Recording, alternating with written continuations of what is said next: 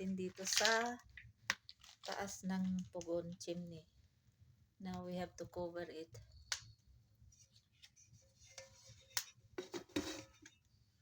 Ayan. Pinatong ko lang dito sa pugon.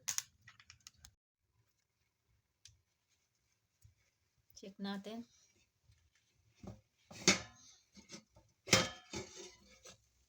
Wow. Mashallah, still not. Hindi pa. Ayan, umalsa ng mabuti. Ganda ng pagkaluto ng aking potato, grated potato pizza.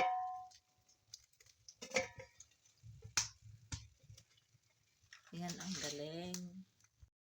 Buksan natin ang aking pizza. Tatan! Wow! Galing, oh. Ang galing ng alsa niya. Umalsa ng mabuti. Ayan. Ayan, dito ako sa aking chimney pugon. Pinatong ko lang dito, oh. Ang galing. One.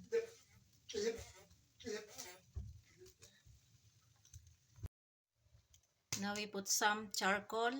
Dito namin nilagay sa taas ng tawa kung saan ako nagluluto ng chapati.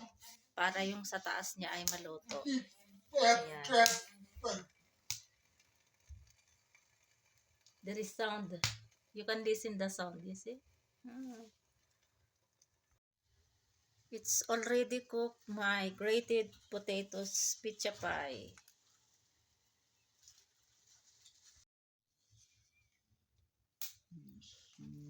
Cut na natin itong pizza.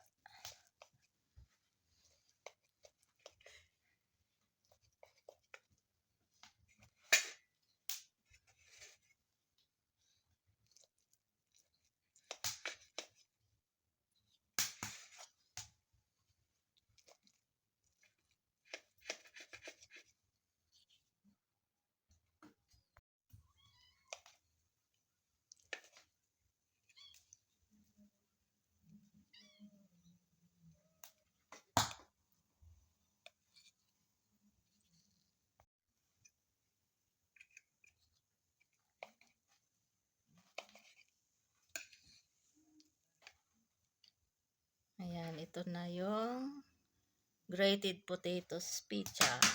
Ayan.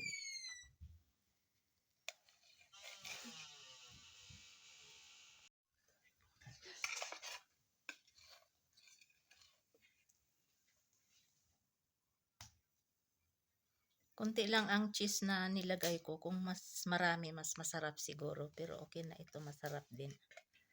Ayan.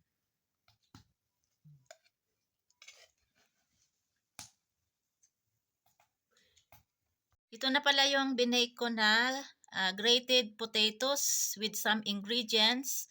At binake ko ito sa chimney o kaya pugon.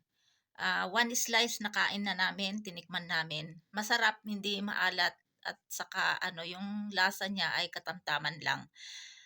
Kung gusto niyo panoorin yung full video nito, nasa na-upload ko sa YouTube channel.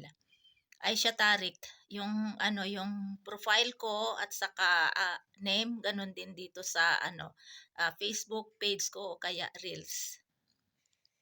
Kaya doon nyo makikita yung full video kung paano ako gumawa ng grated potatoes. Ayan. Ayan, oh. Ayan.